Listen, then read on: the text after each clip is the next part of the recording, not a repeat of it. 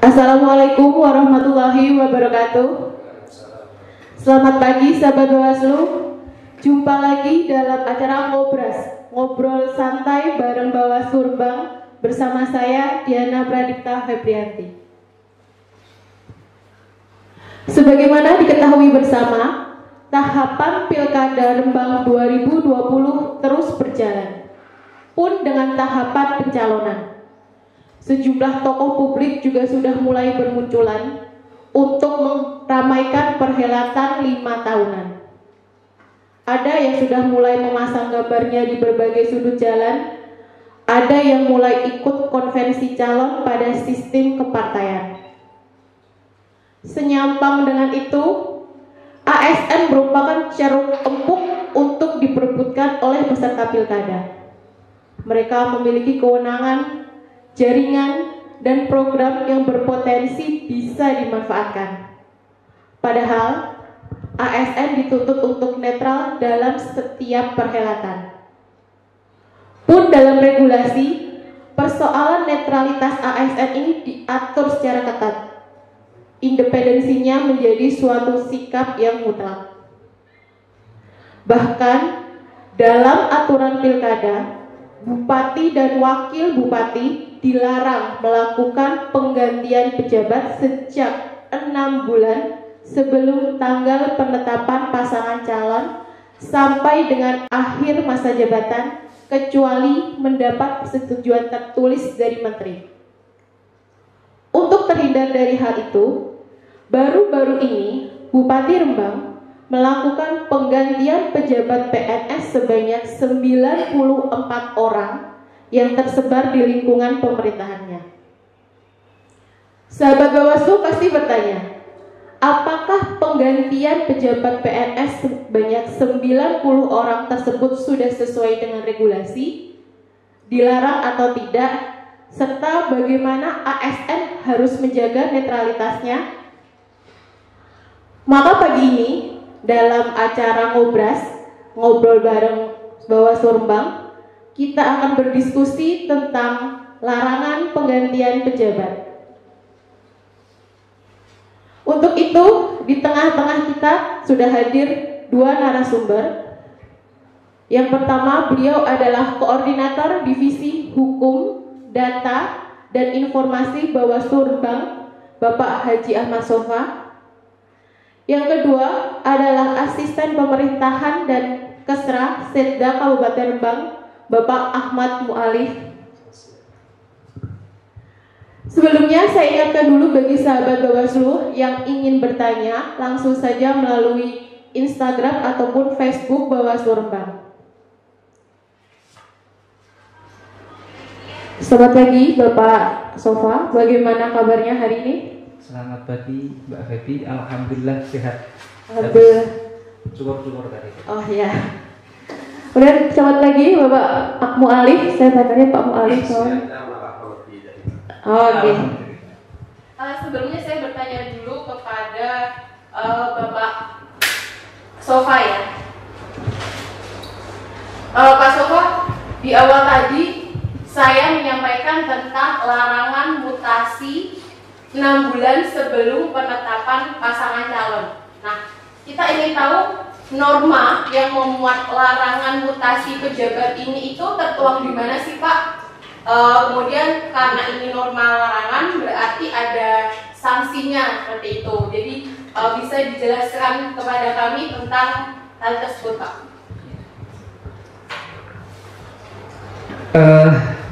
Terima kasih Mbak Febi. Norma tersebut tercantum di dalam Undang-Undang Nomor 10 Tahun 2016 tentang Pilkada, tepatnya di Pasal 71 Ayat 2 bahwa Gubernur atau Wakil Gubernur, Bupati atau Wakil Bupati, Wali Kota atau Wakil Wali Kota dilarang melakukan penggantian pejabat 6 bulan sebelum penetapan calon sampai dengan masa jabatan berakhir, kecuali dengan catatan ada izin tertulis dari kementerian yang bersangkutan. karena ini adalah larangan, tertulis ini termasuk bagian dari pidana pemilu yang dimana di situ pada pasal 190 bahwa pejabat yang melanggar pada pasal 71 ayat 2 tadi itu ada ancaman pidananya 1 bulan sampai dengan 6 bulan atau dengan denda 600 sampai 6 juta. Dan juga jika bupati atau wakil bupati itu adalah petahana, maka bisa saja itu dia akan terkena sanksi pembatalan sebagai calon. Itu termaktub di 71 ayat 5 dan juga dijelaskan di dalam PKPU nomor 15 tahun 2017 pasal 89 ayat 3. Situ jelas dikatakan bahwa bakal calon bupati yang melanggar aturan itu akan di TMS-kan, tidak memenuhi syarat, Pak Malik. Jadi karena beratnya sanksi pidana maupun administrasi, berbagai macam hal kita lakukan, termasuk kita sudah mengimbau kepada pemerintah daerah agar tidak melakukan semua larangan-larangan yang tercantum di undang-undang tersebut. Termasuk bagian ini adalah kita melakukan operasi ini adalah pencegahan. Kita mengundang Pak Malik selaku yang mungkin ada hubungannya berkoordinasi agar segala kemungkinan yang ada itu bisa dicegah. Jadi karena ada Innova, ada dilarang, jadi Bawaslu juga sudah melakukan langkah-langkah antisipatif gitu. Jadi yang dilakukan oleh Bawaslu memberikan himbauan. Himbauannya itu berupa tertuliskah atau lisankah, Pak? Ya. Himbauan itu kita lakukan dengan secara tertulis. Kita layangkan surat dan juga berupa lisan. Semua kita lakukan. Termasuk pencegahannya itu adalah melalui kita share di IG kita, di IG Bawaslu, di Facebook Bawaslu dan berbagai media yang kita punya. Oke, saya sekarang bertanya ke Pak Mu'alif. Pak Mu'alif, kemarin Pemkab Perembangan melakukan penggantian pejabat sebanyak 94 orang. Nah, kita ingin tahu apakah penggantian pejabat kemarin itu untuk mengantisipasi larangan penggantian pejabat seperti yang tertuang dalam undang-undang itu yang pasal seperti yang disebutkan Pak Sofa di pasal 71 ayat 2. Bagaimana Pak? Terima kasih. Jadi intinya begini, sebelum masuk ke situ saya ingin sedikit ke belakang bahwa pemerintah ini dijalankan berdasarkan peraturan perundangan. Nah, tentu saja peraturan perundangan itu pada waktu diterbitkan banyak hal yang menjadi pertimbangan. Jadi ada asas hukum, ada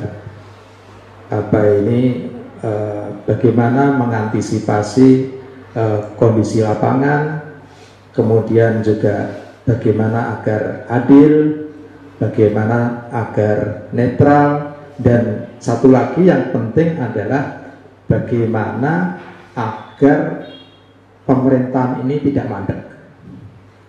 Karena apa? Karena Undang-Undang Dasar ini amanatnya paling penting adalah mensejahterakan masyarakat dengan cara terus menjalankan pemerintahan ini. Jadi kata kuncinya di situ. Bagaimana caranya pemerintahan ini tidak mandek. Nah, di satu sisi tentang undang-undang pilkada tadi dan pengangkatan pemilihan gubernur tadi itu disusun karena salah satunya adalah respon atas kondisi saat itu.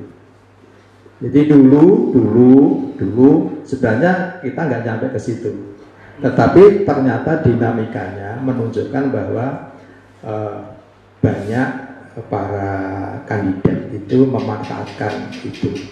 Nah, Kemudian terhadap keadaan itu mesti ada sesuatu yang disampaikan oleh masyarakat.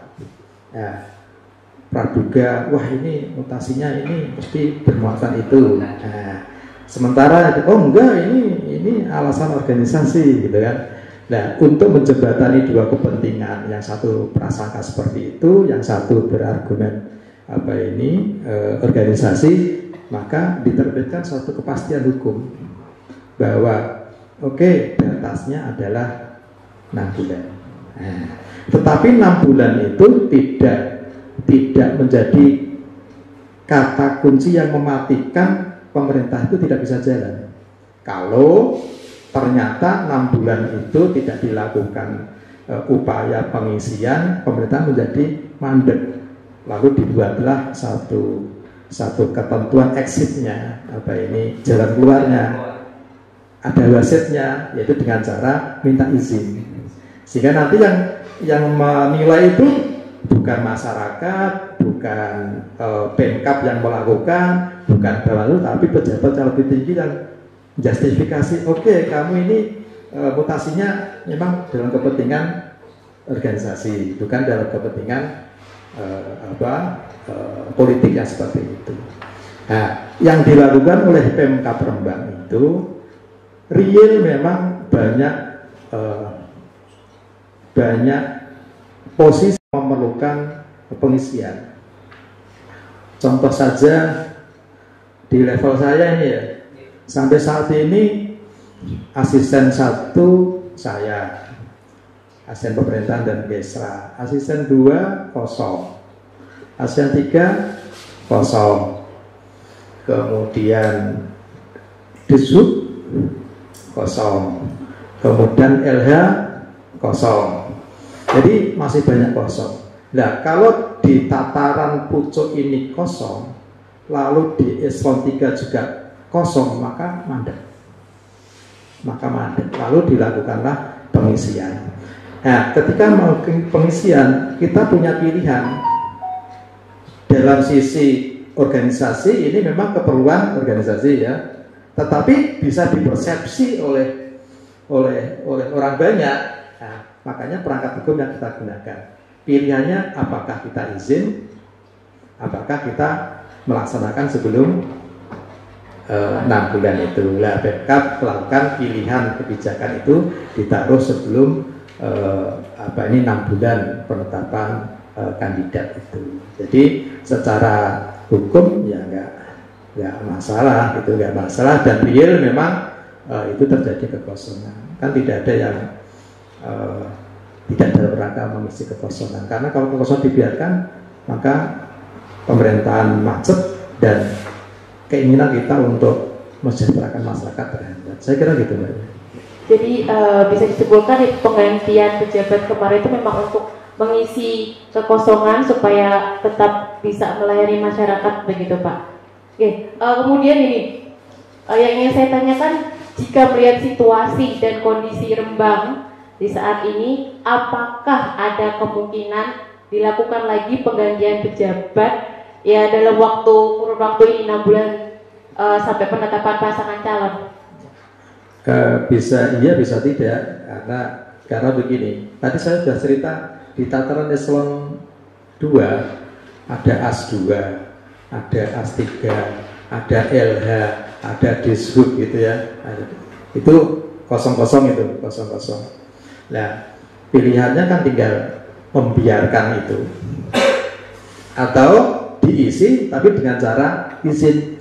Jadi membiarkan itu ya sesuai ketentuan, melakukan dengan izin itu ya sesuai dengan ketentuan begitu ya.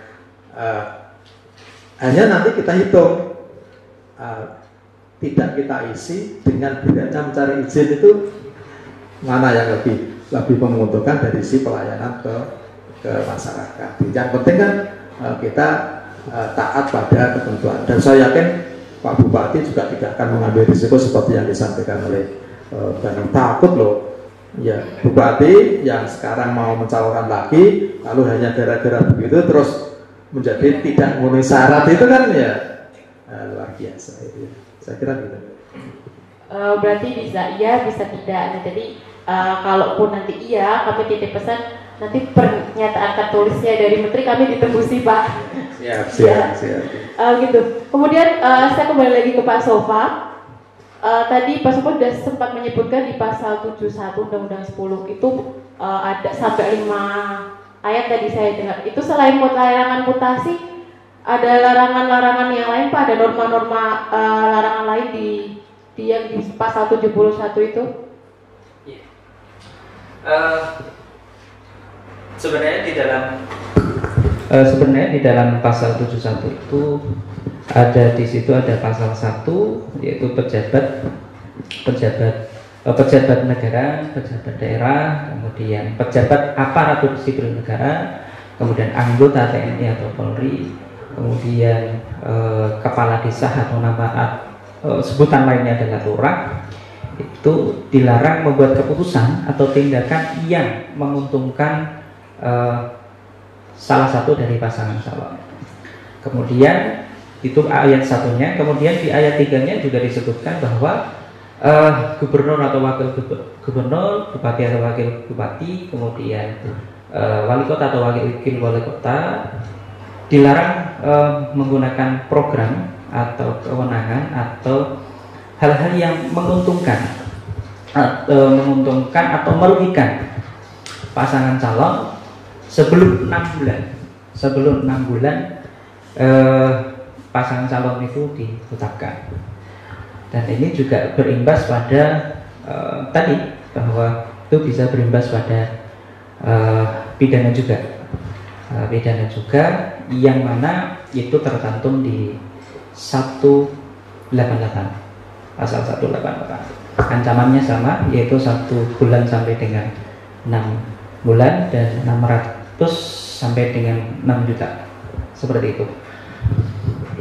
Oke, tadi Pak Sofa sudah menyebutkan di pasal 71 ayat 3. Sekarang saya kembali ke Pak Mualif yang Pak Sofa tadi menyebutkan tentang larangan menggunakan kewenangan, program, kegiatan untuk mendukung merugikan salah satu pasangan calon ini. Bagaimana Bapak menerjemahkan regulasi ini?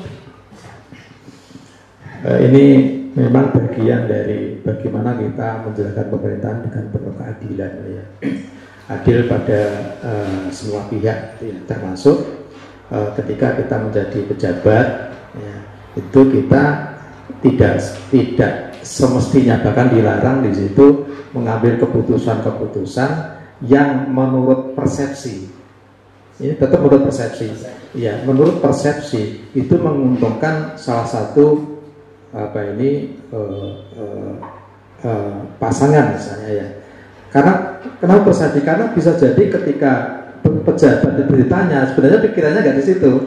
Pikirannya betul-betul sudah keputusan untuk keputusan. Tapi karena bisa saja menimbulkan persepsi bahwa ini menguntungkan salah satu pasangan, maka yang seperti itu memang wajib dihindari, ya, supaya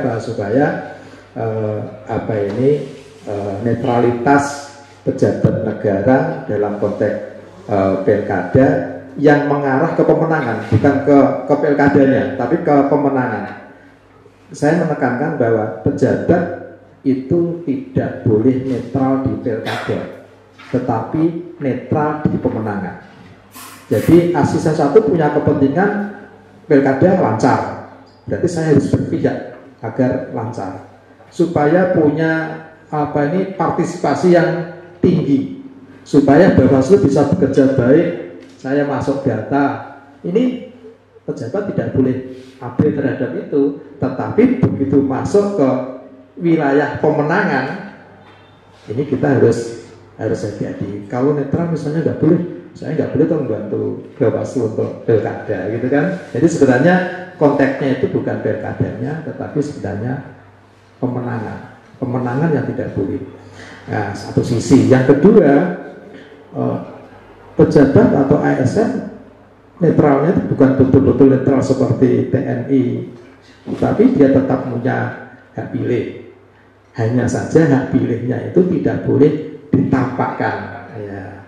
Tidak boleh ditampakkan sehingga berpotensi persepsi dia melakukan pemilihan pemenangan. Kira-kira begitu Mbak. Terima kasih. Iya, tadi Bapak sudah menyebutkan tentang netralitas ASN, kemudian memberikan penekanan kepada ASN untuk bersikap netral. Itu sudah disosialisasikan ke semua tingkatan ASN, Pak? Kebetulan kita masuk pertama tanggal 2 ya, tanggal 2 Januari itu kebetulan saya sendiri yang didahului oleh Pak Bupati mengumpulkan semua pejabat Serembang sampai dengan camat di ruang rapat bupati, yang isi rapatnya itu evaluasi selama tahun 2019 sekaligus berkoordinasi untuk 2020. Dan di dalam kesempatan itu Bupati menyampaikan bahwa sudah manti-manti pejabat beserta ASN-nya tingkat atas sampai bawah harus tetap netral meskipun bupatimu ini nyalon lagi, harus netral, fokus pada pekerjaan masing, tidak usah memikirkan saya akan bermain di luar. Ini pesan Pak Bupati di tanggal 2 Januari ya, pas masuk pertama. Jadi saya kira Pak Bupati sadar betul wilayah kewenangannya dan bagaimana menghargai demokrasi itu menjadi sangat penting. Saya kira begitu. Terima kasih. Ya. Sekarang saya mau lihat dari sisi Bawaslu sebagai pengawas pemilihan umum ya Pak Sofa. Kalau menurut Pak Sofa dari sisi Bawaslu, seberapa urgensi ASN itu harus netral dalam pilkada? Terima kasih. Bahwa dari sisi ASN itu adalah orang yang seharusnya melayani masyarakat, dan dia juga ada anggaran negara, dan di mana itu adalah berasal dari masyarakat itu sendiri. Jadi tidak sepantasnya jika sebuah pesta demokrasi itu kemudian diwarnai dengan ketidaknetralan ASN, yang dimana itu sudah jelas dilarang di dalam Undang-Undang Nomor 5 Tahun 2014 tentang ASN, di mana di pasal 2 itu ada asas netralitas di sana. Ada asas netralitas di sana. Dan asas netralitas itu bahwa ASN itu tidak boleh memihak salah satu kepentingan apapun di situ. Kemudian dan juga bahwa demokrasi ini, pelaksanaan pemilihan di kabupaten ini harus clear, tidak boleh diwarnai dengan dikotori dengan berbagai macam hal, termasuk ketidaknetralan ASN itu. Bila itu terjadi, maka kredibilitas pemilihan khususnya di Kabupaten Rembang ini akan terganggu. Hasilnya pun akan dicurigai, sehingga dimungkinkan bisa jadi itu akan diulang kembali. Nah, ini sangat-sangat menguras tenaga baik di pemerintahan maupun masyarakat, dan juga tentunya di anggaran negara nantinya. Jadi kredibilitas dari pemilihan ini, pelaksanaan pemilihan ini harus kita jaga semuanya.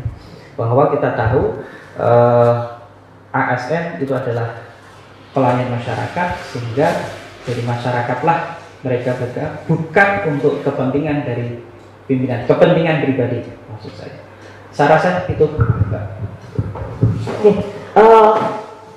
Saya selanjutnya akan membacakan pertanyaan, karena kita tadi sudah membuka pertanyaan Pak, karena kita live Instagram dan juga Facebook. Ada pertanyaan dari Facebook untuk Bapak Mu'alif dari Gea Fadila. Untuk Pak Mu'alif, kalau nanti ditemukan ada ASN yang tidak netral dalam pilkada, sanksinya seperti apa? Terima kasih. Jadi ketika ada ASN yang nyata-nyata telah terbukti. Jadi itu harus komplit. Jadi nyata dan terbukti ya. Jangan karena laporan terus, tapi itu harus dibuktikan nyata-nyata dan terbukti. Tentu saja ketentuan yang diatur di dalam undang-undang ASN itu akan dijalankan. Ada beberapa tahapan yang bisa dilakukan, tentu saja bergantung pada tingkat pelanggarannya, mulai dari ringan sampai dengan pemecatan ya, tergantung. Tapi itu harus dilihat kesalahannya apa sih, misalnya. Kalau misalnya kesalahannya menjadi tim ses gitu ya, tim ses sampai ya otomatis itu sangat berat, apalagi sampai melakukan upaya kecurangan, membantu kecurangan dan sebagainya, itu sangat berat. Tapi kalau misalnya dia pas lewat bisa ada kampanye ujuk-ujuk mandek gitu lah ya, foto ini, nah itu kan ceritanya lain lagi. Kalau terbuktinya ternyata hanya begitu misalnya, saya kira begitu. Jadi kita tetap memilah-milah. Pertama dia terbukti, yang kedua kita memberikan sanksi sesuai dengan tingkat kesalahannya, tidak wah ini karena semuanya diatur di dalam ketentuan perundang-undangan. Saya kira begitu. Jadi intinya saya bisa mengumpulkan kesimpulan bahwa Pemkab Rembang itu benar-benar menjaga netralitas ASN dalam Pilkada 2020 nanti ya Pak Maulid. Siap, iya. Jadi kalau sudah di komando kabupaten sekarang, kamu netral, gitu, otomatis apalagi yang mau kecuali kabupaten yang diisi netral. Ternyata kabupaten udah kamu netral, kalau bupatinya saja yang berpotensi untuk didukung gitu Mas ya, misalnya, itu maka kamu netral, kamu nggak usah mikir macam-macam, fokus di pekerjaanmu melakukan pelayanan, apalagi yang dilakukan, gitu. Saya kira begitu nih. Terima kasih. Kemudian untuk Pak Sofa, kalau kepala daerah melakukan pergantian pejabat jelang pilkada, dampak politisnya itu seperti apa sih? Ya, ada dua kemungkinan dampak politisnya. Itu murni seperti yang dikatakan oleh Pak Mualif tadi, karena memang kebutuhan pemerintah daerah itu memang harus ada catatan, itu harus ada mekanisme-mekanisme yang sesuai. Tetapi kalau memang itu misalnya didasarkan pada kepentingan incumbent atau kepentingan petahana untuk melanggengkan kekuasaannya, tentu ini juga akan berdampak terkait dengan netralitas tadi. Misalnya ada imbalan ketika ada perekrutan, kemudian tadi bertanya Pak Maulid, petahana terus bisi, gue tak dadekno iki harus mendukung saya untuk mencarikan dan lain sebagainya. Tentu ini juga akan berdampak juga. Makanya harus ada mekanisme yang ada. Kalau sanksinya tadi sudah saya terangkan. Jadi tadi jika nih kalau ada ASN PNS yang nggak netral, sikap langkah yang akan diambil Bawaslu itu dari sisi pengawasan itu seperti apa Pak? Tentu kalau itu sudah menjadi sebuah pelanggaran dan kita temukan, maka kita akan memproses itu sebagai pelanggaran, sebagaimana diatur di dalam Perbawaslu 14 tahun 2017. Kemudian kalau dalam undang-undang pemilihan, bahwa kita lihat ASN ini apakah dia pejabat atau tidak. Seperti tadi yang saya katakan, bahwa sesuai dengan pasal 1, pejabat aparatur sipil negara tidak boleh membuat keputusan atau tindakan yang menguntungkan salah satu paslon. Jika ini benar, maka pidana pemilu akan berlaku di situ. Ya, tentu ini akan proses di Gakumdu. Kemudian kalau memang sudah memenuhi persyaratan formil dan material, maka akan berlanjut ke kepolisian untuk penyelidikan. Ketika ASN ini adalah hanya misalnya ASN staf yang tidak punya jabatan pelaksana, ya, maka kita hanya meneruskannya ke ASN. kajian kita akan kita sampaikan kepada KASN sebagaimana yang diatur di dalam 14 tahun 2017 tadi pasal 32 ayat 2. Jadi pelanggaran yang tidak diatur, yang tidak ada di dalam Undang-Undang Pemilihan Umum, pemilihan tadi, maka diteruskan kepada yang seperti itu. Jadi ini ada pertanyaan nyambung Pak dari Instagram untuk Bawaslu lagi, mohon maaf Pak Mualif. Dari untuk Bawaslu, kalau nanti bupati atau wakil bupati melakukan penggantian pejabat tanpa izin menteri, bagaimana sikap Bawaslu nanti? Ini dari IG Putra Gading SF. Sikap kita jelas akan memproses itu sebagaimana mestinya. Ya, seperti yang saya sampaikan tadi, kalau memang itu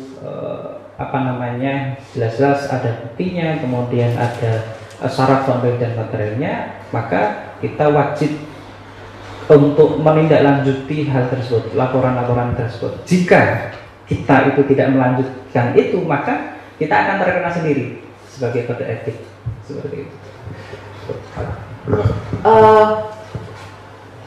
Terakhir ini ada dari IG lagi untuk Bawaslu lagi dari IG Mega Krismanto. Apakah Bawaslu Rembang pernah menangani kasus netralitas ASN? Lalu dampaknya bagaimana? Di pemilu tahun 2019 kemarin, Bawaslu Rembang pernah menangani netralitas ASN.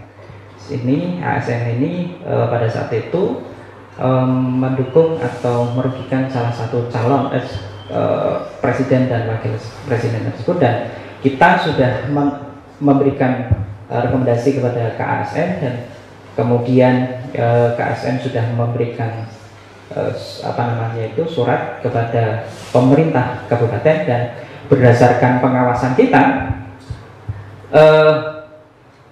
sanksi tersebut sudah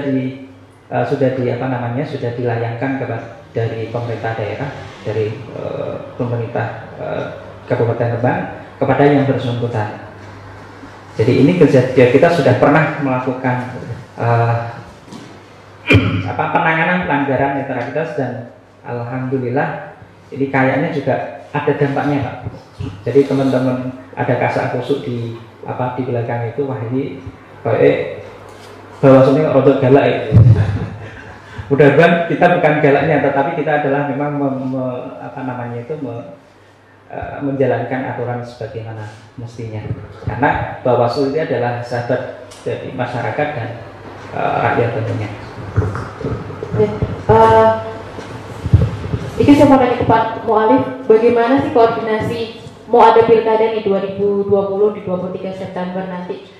Koordinasi yang sudah dilakukan antara Pemkab dengan Bawaslu, karena kan pasti ya mungkin nantinya bakal sering bersinggungan Pak antara Pemkab utamanya tentang netralitas ASN gitu dengan Bawaslu. Jadi koordinasi seperti apa yang sudah dilakukan oleh Pemkab Rembang dengan Bawaslu? Mungkin saya koreksi istilahnya. Jadi kita tidak bermaksud bersinggungan ya, karena bersinggungan artinya gesekan. Jadi intinya bahwa karena pilkada itu juga bukan hanya kepentingan Bawaslu, KPU, juga bukan sekedar kepentingan masyarakat, tapi juga kepentingan pemerintah daerah. Bukti awalnya adalah pemerintah daerah menyebut anggaran Mas ya, menyebut anggaran. Kalau pemerintah daerah nggak concern situ, untuk apa disupport anggaran meskipun sesuai dengan kemampuan keuangan daerah. Kemudian itu akan berlanjut nanti di rapat-rapat koordinasi ketika tahapan itu sudah betul-betul berjalan secara real sesuai dengan dengan tahapannya ya. Tapi untuk saat ini baru ke penganggaran, kemudian rapat-rapat dalam rangka penugasan ASN di sekretariat ya, di sekretariat untuk mendukung pelaksanaan tugas masing-masing, baik itu yang ada di Bawaslu kemudian di kecamatan itu, kemudian juga yang ada di KPU. Jadi pokoknya jangan diragukan, kan follow up untuk kepentingan itu, hasilnya juga untuk kepentingan Rembang, ya. Hasilnya untuk kepentingan Rembang, bukan untuk siapa-siapa. Gitu. Ini ada yang penasaran nih Pak, di IG ada yang bertanya untuk Pak Mu'alif dari Hidah Dini. Bagaimana kalau PNS, ada PNS yang melanggar terkait dengan netralitas berarti ya, itu orang dekatnya bupati. Yang nonton juga penasaran kalau orang dekatnya bupati gimana? Monggo Pak Mu'alif. Maksudnya dekat duduknya. Jadi semua ASN ini saya rasa dekat semua dengan Pak Bupati ya, dekat. Dan dalam rangka melaksanakan apa ini perundang-undangan, Bupati saya kira tidak melihat itu. Karena kan setiap hari saya dekat dengan Pak Bupati. Jadi hampir semua pertimbangan hukum itu larinya ke saya. Nah, bahkan pada waktu Pak Mu'alif ini 6 bulan itu bagaimana? Nah, itu juga Pak Bupati tidak serta-merta mengambil keputusan, tapi betul-betul menghitung ketentuan hukumnya seperti apa. Nah, asal asas-asas itu terpenuhi, kalau itu kaitan dengan tadi pelanggaran, bahwa buktinya wis ketok begitu ya. Nah, tetap dilakukan. Karena apa? Karena yang proses itu bukan Bupati, nanti yang proses itu Bawaslu yang nanti kalau sudah keluar rekomendasinya ASN untuk beginikan, Bupati tinggal melaksanakan. Jadi ini kawasannya tidak lagi kawasan Bupati, Bupati saja menjadi yang diawasi oleh Bawaslu. Jadi Bawaslu nanti bagaimana kalau misalnya dia melanggar, kemudian apakah itu dilaporkan atau tertangkap tertangkap kamera atau tertangkap tangan, lalu diproses, ternyata betul terbukti, kemudian kalau dia pejabat dia masuk di ketentuan undang-undang pemilihan ini, tapi kalau ternyata dia hanya seorang pelaksana, ya diteruskan ke ASN, kemudian tinggal kita lihat rekomnya seperti apa. Kalau rekomnya, oh ini harus diberhentikan, ya diberhentikan. Kalau rekomnya diperingatkan, ya diperingatkan. Jadi kita tidak lebih dan tidak kurang, kira-kira begitu. Terakhir, ada pesan yang ingin disampaikan kepada yang menonton live pada hari ini dari Bawaslu maupun dari Pemkab Rembang. Monggo silakan Pak Sofan dulu mungkin dari Bawaslu. Ya, terima kasih bahwa pesan kami sebagai Bawaslu agar masyarakat semua pihak ikut mengawasi dalam kontestasi pemilihan di Kabupaten Rembang ini. Jika semua mata mengawasi, maka pihak-pihak yang berkepentingan untuk menyalahi ataupun tidak sesuai dengan aturan ini akan berpikir ulang. Tetapi ketika nanti ada pihak-pihak yang melanggar peraturan, maka masyarakat silahkan laporkan kepada kami. Bagi Bawaslu, laporan bisa langsung datang ke kami ataupun lewat di web kami. Jadi bisa langsung datang ke kami, melaporkan sendiri pelanggaran-pelanggaran itu, ataupun melalui web yang ada di kami. Jadi kami menunggu partisipasi dari masyarakat, karena tanpa dari partisipasi dari masyarakat ini yang berkaitan dengan pengawasan, maka sungguh berat juga peran Bawaslu ke depannya. Saya rasa itu. Ya, terima kasih Pak Sofwan. Dari Pak Mu'alif mungkin. Kalau dari Pemkab menyadari bahwa pemilu kada ini memang satu keniscayaan yang diperintahkan oleh undang-undang.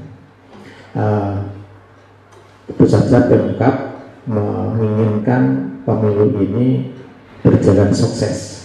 Sukses di sini tidak mungkin hanya dilakukan oleh Bawaslu, karena Bawaslu ini hanya dari sisi pengawasan, tetapi sukses ini juga menyangkut soal bagaimana masyarakat ini berpartisipasi aktif, berpartisipasi di dalam pemilihan, berpartisipasi dalam pengawasan, kemudian juga berpartisipasi dalam menciptakan kondusivitas. Oleh karena itu setiap kegiatan yang tadi diawasi oleh masyarakat atas mungkin membantu Bawaslu ini tetap disalurkan ke cara-cara yang seharusnya, tidak dengan cara-cara yang justru menjadikan kualitas pemilu itu nanti menjadi turun.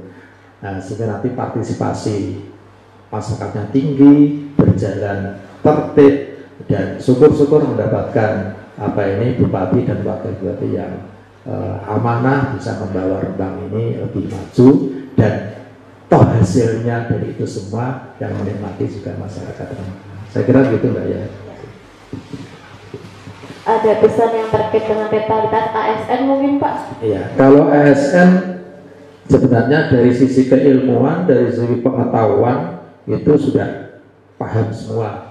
Tetapi mengapa gubernur itu juga tetap saja menyampaikan edaran, Bawaslu ini juga menyampaikan edaran, adalah karena kita memang kepingin saling mengingatkan. Nah, oleh karena itu pada kesempatan ini juga tidak jemu-jemunya dalam setiap kesempatan. Pokoknya ASN hanya fokus pada kerja melayani masyarakat dan netral dalam pengertian tidak mengambil keputusan yang terpersepsi menguntungkan salah satu pihak atau menunjukkan sesuatu yang seolah-olah dirinya itu memihak salah satu calon. Bekerja saja, fokus, tetapi saya tetap minta upayakan di wilayah masing-masing itu ikut berkontribusi dalam rangka meningkatkan partisipasi, kemudian ikut membantu ketentraman di wilayahnya masing-masing, yang tentu saja nanti akan timbul ekses-ekses kasak kusuk. Nah, ini ASN tidak boleh larut dalam perbincangan itu. ASN harus menjadi perekat, menjadi pendingin ketika situasi seperti itu. Terima kasih. Jadi itu tadi sahabat Bawaslu semua, pesan dari Bawaslu maupun dari Pemkab Kabupaten Rembang. Jadi Pemkab menjamin netralitas ASN demi pilkada yang sukses. Kemudian Bawaslu memberikan pesan supaya nanti masyarakat ikut mengawasi supaya pilkada nanti di 2020 berjalan lancar, aman, tertib, dan tidak ada minim pelanggaran ya. Kalau tidak ada pelanggaran, minim pelanggaran. Begitu sahabat Bawaslu semua, demikian akhir dari Ngobras pada pagi hari ini. Semoga memberikan manfaat dan tambahan ilmu pengetahuan bagi sahabat Bawaslu semua.